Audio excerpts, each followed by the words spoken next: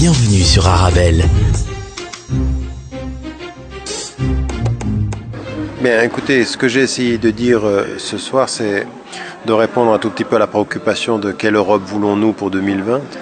Et je mettais en évidence qu'il y avait un certain nombre de défis. Un défi, bien entendu, déjà dans la construction européenne, que ce ne soit pas un marché économique, mais que ce soit une véritable Europe des cœurs et des consciences. Et je mettais en évidence que les consciences mettaient en évidence le sujet et en mettant l'éthique du sujet.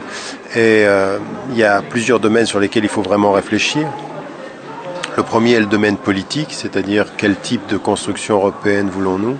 Il y a la question économique, où on s'aperçoit aujourd'hui qu'on a affaire souvent à des décisions qui sont orientées par des technocrates beaucoup plus que par des élus.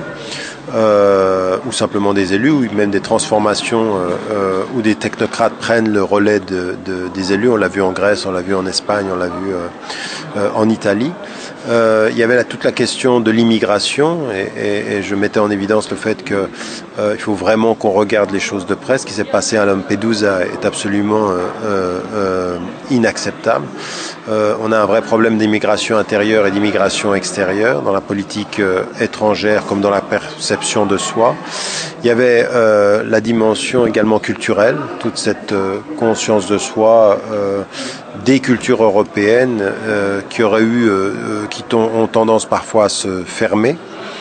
On l'a vu avec la Turquie par exemple, où l'une des raisons c'est quand même le caractère majoritairement musulman de la Turquie. Et puis le dernier élément que j'ai essayé aussi de mettre en évidence et sur lequel il faut vraiment qu'on réfléchisse, c'est la question du populisme, l'émergence du populisme et cette politique émotionnelle qui est fondée sur la peur et la pensée victimaire. Et ça me ramène à votre seconde question, qui est celle de ce qui est en train de se passer, à savoir le caractère bureaucratique de l'Europe. La distance que les institutions européennes ont avec les citoyens laisse la place à un populisme qui joue l'idée que l'Europe est en train de prendre le pouvoir, que les pays perdent leur souveraineté. Alors évidemment, c'est vrai que c'est pas uniquement l'Europe qui a des dynamiques très nationales, comme l'a dit le porte-parole du Parlement, mais en même temps, plus il y a de distance entre les institutions européennes et les citoyens, plus on s'aperçoit que les politiques populistes s'installent dans les partis traditionnels comme dans les partis plus populistes ou même d'extrême droite. Justement, si vous avez un message peut-être à porter à ces futurs électeurs du 25 mai prochain, notamment les citoyens européens musulmans, ils sont assez nombreux, comment est-ce qu'ils peuvent se lancer dans la dynamique justement et essayer de faire la différence ? Déjà, il faut se lancer dans la dynamique. Ça veut dire que quand on est citoyen, on étudie l'offre politique. C'est ce que je disais, être un citoyen conscient, c'est un citoyen qui a l'intelligence de son contexte et en même temps des valeurs, une éthique dans son engagement, donc des sujets conscients. C'est ça dont nous avons besoin.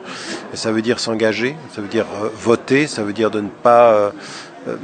il ne faut pas de politique de la chaise vide en pensant que d'autres peuvent choisir pour nous, mais en même temps, il ne faut pas être naïf. Ce sera une longue résistance, un long engagement pour permettre de faire en sorte que l'impact politique de l'engagement fasse sens dans l'avenir. Arabelle.